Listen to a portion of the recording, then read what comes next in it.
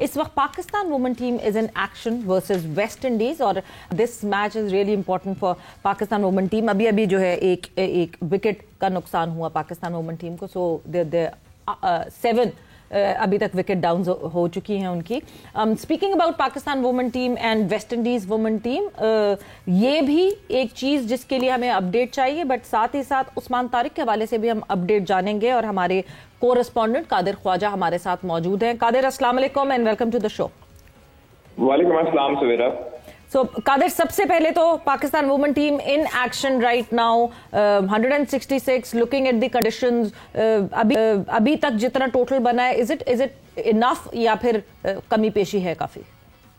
देखिए, अभी तक जो बात करें तो 167 रन हो चुके हैं और डयाना बेग भी जो है वो फेस कर रही हैं, जबकि उनका साथ दे रही हैं सिद्रा नवाज और 14 रन से मौजूद है सिद्रा नवाज। फातिमा सना भी कुछ देर पहले जो है वो आउट हुई हैं। और अगर बात करें स्कोर की तो 46 ओवर 47वां ओवर चल रहा है और 167 पर 7 विकेट डाउन है। स्कोर बहुत थोड़ा लग रहा है, जबकि वेस्ट इंडीज की टीम जो है वो अच्छी जो है वो उसको रन चेज करने की सलाहियत उनमें मौजूद है।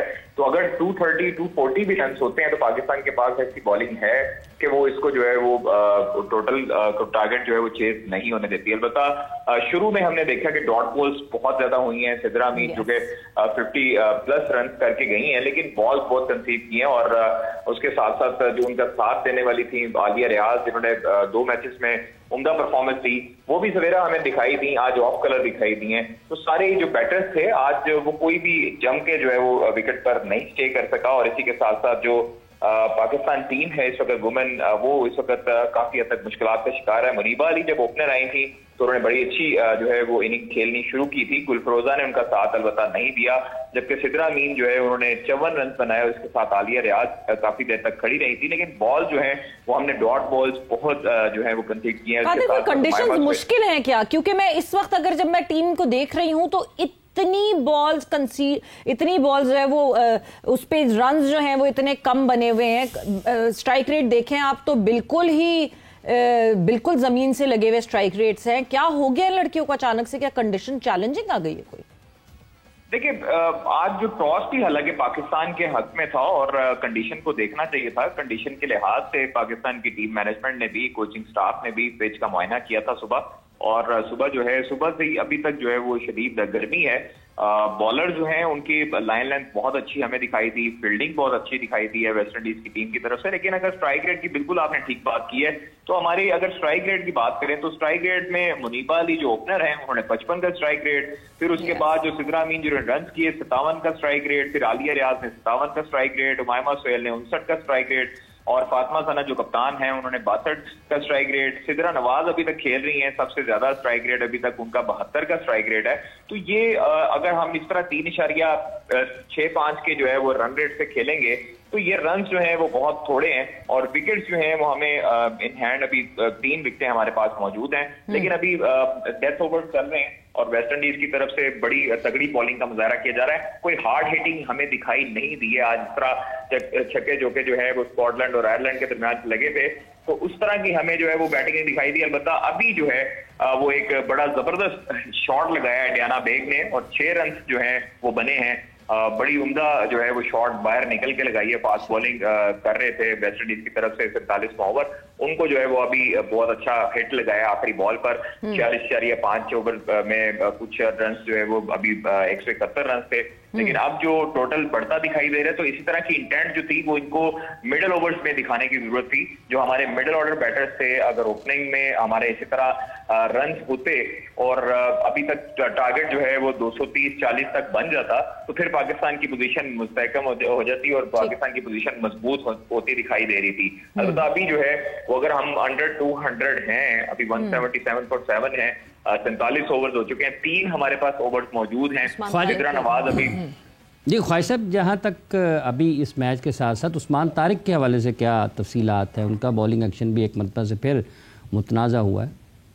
देखिए अब सब गुज़श्ता रोज जो मैच हुआ उसमें उस्मान तारिक पहले मैच में भी उन्होंने बड़ी उम्दा परफॉर्मेंस दी थी और उस्मान तारिक के जो बॉलिंग एक्शन है वो मशकूक करार दिया है। और क्वेटा ग्लैडिएटर्स और लाहौर कलंदर्स का मैच जो हुआ गुज़श्ता रोज के दौरान अंपायर जो हैं एहसन रजा और क्रिस ब्राउन ने उस्मान तारिक का बॉलिंग एक्शन रिपोर्ट किया और उसके बाद पाकिस्तान सुपर लीग मैनेजमेंट ने जो एलामिया जारी किया उसके मुताबिक उस्मान तारिक अगर अगले मैचेस में बॉलिंग करने के जो है वो अहल होंगे और अगर दोबारा उनका बॉलिंग एक्शन रिपोर्ट होता है तो वो दोबारा सस्पेंड कर दिए जाएंगे, बॉलिंग से रोक दिए जाएंगे और दोबारा एक्शन रिपोर्ट होने पर उस्मान तारिक जो है उनको आईसीसी बायोमैकेनिक लैब से गुजरकर क्लियरेंस लेनी पड़ेगी और फिर उस तरह वापस आना पड़ेगा।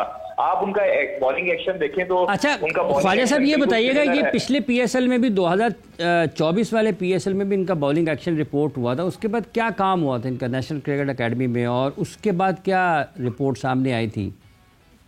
देखिए इसका जो है वो गुज़श्ता जो पीएसएल सीजन था उसमें भी उस्मान तारिक का बॉलिंग एक्शन रिपोर्ट हुआ था और उसके बाद जो है वो इनको बायोमैकेनिक लैब जो लम्स यूनिवर्सिटी में मौजूद है उसमें काम करवाया गया। एनएनसीए में भी बॉलिंग जो है उन पर काम हुआ, लेकिन उसके बाद डोमेस्टिक भी इन्होंने खेला और बड़ी अच्छी बॉलिंग भी की है, बड़े अच्छे बॉलिंग फिगर भी थे इनके और इन्होंने एक दो मैचेस में मैन ऑफ द मैच भी रहे, बड़ी उम्दा इन्होंने बॉलिंग भी की। लेकिन उसके बाद से अब जो पीएसएल में रिपोर्ट हुआ है वो काफी हद तक तशवीशनाक सूरत हाल है, क्योंकि अगले मैचेस में अगर ये बॉलिंग करते हैं उसी सेम एक्शन से रुक कर बॉलिंग करते हैं जो कि डोमेस्टिक में किसी ने रिपोर्ट नहीं किया इनको, जब जिस वक्त ये डोमेस्टिक में खेल रहे थे, यानी डोमेस्टिक में ये सही करते रहे बॉलिंग या फिर किसी अंपायर ने नोटिस नहीं किया? देखिए अभी उस्मान तारिक समेत जितने हमारे बॉलर थे, जिस तरह मोहम्मद हफीज थे या कोई भी बॉलर हमारे सईद अजमल थे, जब उनका बॉलिंग एक्शन इंटरनेशनल में रिपोर्ट होते थे, हमारे डोमेस्टिक में उस तरह उन पर तवज्जो नहीं दी जाती। किसी किस्म के जो है वो डोमेस्टिक में जो अंपायरिंग होती है उस पर काफी हद तक सवालिया निशान वगैरह देखे जा सकते हैं। हमारे कई क्रिकेटर्स ऐसे जो है वो दुख दर्द का इजहार करते हुए दिखाई दिए हैं कि रॉन्ग डिसीजन देते हैं एम्पायर्स और कुछ जो है वो एम्पायर्स बिल्कुल नहीं देखते कि किसी किस्म की जो बॉलिंग एक्शन है वो उसको रिपोर्ट किया जाए। अलबत्ता ये डोमेस्टिक में अगर ये म्यार सेट कर दिया जाए एम्पायरिंग के हवाले से तो ये फिर इंटरनेशनल में इस तरह का बॉलर को जो है वो प्रॉब्लम फेस करनी ना पड़े। तो ये डोमेस्टिक में तो हमारी बॉलिंग जो एम्पायरिंग का म्यार है वो काफी हद तक एक्सपोज भी हुआ था, क्रिकेटर्स ने काफी हद तक नाराजगी का इजहार भी किया था, जो कि लाइव टेलीकास्ट हो रहे थे मैचेस, तो उस पर भी उन्होंने आकर जो है वो टीवी पर भी बोला था कि एम्पायरिंग का जो म्यार है वो अच्छा नहीं है। ठीक है, बहुत बहुत शुक्रिया आपका जनाब अब्दुल कादिर ख्वाजा साहब, आप अपने ख्यालात रहे थे और मालूमात पहुँचा रहे थे समा के देखने वालों के लिए। ये डोमेस्टिक क्रिकेट में एम्पायरिंग का मायार और जो वहाँ पर सहूलियात हैं वो किस हद तक आज की क्रिकेट में ज़रूरी है? हमेशा से रही, लेकिन आज चूँकि क्रिकेट बहुत ज़्यादा हो गई है। देखिए ज़रूरत तो है, बहुत सख्त ज़रूरत है, क्योंकि मैं तो काफ़ी अरसे से डोमेस्टिक क्रिकेट से बहुत दूर है, कोई आइडिया ही नहीं क्या हो रहा है। लेकिन शिकायत जिस तरह इन्होंने भी की हैं, लोगों से सुन रहे होते हैं कि ऐसा है, ये ठीक होनी चाहिए चीज़ें। अंपायरिंग भी अगर कोई कह रहा है, अब मैंने तो नहीं देखा कोई गलत कर रहा है या नहीं कर रहा, लेकिन हम लोगों से सुन रहे हैं। और जो फैसिलिटीज़ हैं उसको भी इम्प्रूव होना चाहिए, क्योंकि दुनिया की दूसरी जो टीमें हैं उनका जो डोमेस्टिक है वहीं हो रहा होता है जहाँ इंटरनेशनल मैचेस होते हैं। जैसे अभी हम खेले जाके न्यूजीलैंड में, वो उनकी फ़र्स्ट क्लास की ग्राउंड है, वहीं उनके टीमों के जो फर्स्ट क्लास के प्लेयर्स हैं वहीं आके प्रैक्टिस करते हैं, वहीं खेलते हैं, सारी चीज़ें। तो इस तरह हमारे इधर भी होना चाहिए। लाहौर का मैच है वो स्टेडियम में होना चाहिए, और मुल्तान का मुल्तान स्टेडियम है, कराची का कराची स्टेडियम है।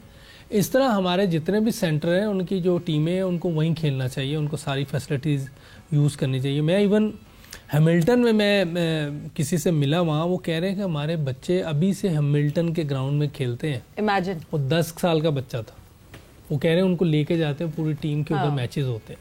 तो अभी से उनको वो चीज़ें प्रोवाइड करें कि उनको कल को जब वो टीम में आए तो उनको कोई चीज़ नई ना लगे। वो कितना वेल अवेयर होगा उस ग्राउंड का, वो तो उसके लिए कोई नई बात नहीं होगी, पला बड़ा वो उसी ग्राउंड में। हाँ, तो ये बड़ी अच्छी चीज़ें हैं, ये करनी चाहिए हमें भी अपने। हमारे पता नहीं स्कूल क्रिकेट हो रही है नहीं हो रही, कॉलेज क्रिकेट मैं 92-93 में खेला था, मुझे नहीं पता उसके बाद हो रही है। स्कूल क्रिकेट होती है, उसमें कॉलेज के लड़के खेलते हैं। वैसे यूसुफ, हम जब डोमेस्टिक की बात करते हैं, हमारे यहाँ प्लेयर्स को सही तरह नहीं डेवलप किया जा रहा, हमारे यहाँ अंपायर्स को सही तरह डेवलप नहीं किया जा रहा, बिकॉज अंपायरिंग डिसीजन सही नहीं हो रहे। फिर एक और बहुत इंपॉर्टेंट चीज़ जो कि हम इंटरनेशनल में जाके अपनी टीम को देखते हैं, स्लो ओवर रेट। अभी भी इस दफ़ा भी हम जब न्यूजीलैंड गए हैं तो हमने उसको फेस किया, वो चीज़ भी हम डोमेस्टिक में मैनेज नहीं करते। इनिंग पता नहीं कहाँ की कहाँ चली जाती, कितने बजे ख़त्म होनी होती है, कितने बजे ख़त्म होती है, no one cares, no one bothers. कभी कोई लगा देता है उस पर तो लगा देता है कोई पेनल्टी, वरना तो कोई पेनल्टी नहीं लगती है। ये सारी चीज़ें हाउस एंड ऑर्डर करनी पड़ेंगी। देखिए करते भी होंगे, ऐसी बात नहीं, मैनेजमेंट करती होगी, लेकिन ये रिपोर्ट तो नहीं करते। लड़कों की बहुत बड़ी जिम्मेदारी है। हसनैन इतनी साल से खेलते आ रहे थे, बीबीएल में जाके तो रिपोर्ट हुए हसनैन। ये बॉलिंग एक्शन की बात, बॉलिंग अच्छा एक्शन, एवरीथिंग, मैं तो ऑल हाँ, लेकिन मैं ये बात कर रहा हूँ जो आप ओवर रेट कह रहे हैं ना, ओवर रेट हो जाता है, तो उसमें मैनेजमेंट कहती होगी, ऐसी बात नहीं, लेकिन प्लेयर्स का काम है कि जल्दी चेंज करें। बिल्कुल, क्योंकि जब आपके पास 4 फास्ट बॉलर खेल रहे हो तो आपको और जल्दी करना है। स्पिनर खेल रहे हो ना 2-3 तो उसमें हो जाता है, लेकिन जब फास्ट बॉलर ज़्यादा खेल रहे हो और बाहर वाली कंडीशन में वहाँ ज़्यादा खेलते हैं, जैसे अभी पहले मैच में हमने 4 फास्ट बॉलर खिलाए हुए थे, तकरीबन हर मैच में 4 फास्ट बॉलर खेले थे, तो आपको बहुत जल्दी चेंज करना है, भाग के चेंज करना है कि आप जल्दी से रेडी हो जाएं, बॉलर अपने मार्क पे जाने से पहले हम सब रेडी हो जाएं। तो इस तरह टाइम 1-1 मिनट बचता है, कहीं 30 सेकंड बचते हैं, करते करते आप बच जाते हैं। वरना आपको किसी टाइम हम 4 ओवर लेट थे, कहीं 3 ओवर लेट थे, अब उसका एक्स्ट्रा बर्डन आ गया है क्योंकि फील्डर अंदर आ जाता है। बिल्कुल, जो आप 3 ओवर लेट हो गए हैं तो आखिरी 48 ओवर में एक फील्डर एक्स्ट्रा अंदर आ जाएगा सर्कल में, तो बॉलर के लिए और बॉलिंग मुश्किल हो जाती है। तो हमें इस टाइम इन चीज़ों पे बहुत ज़्यादा जो है ना फोकस करना पड़ेगा, बहुत कंट्रोल करना पड़ेगा।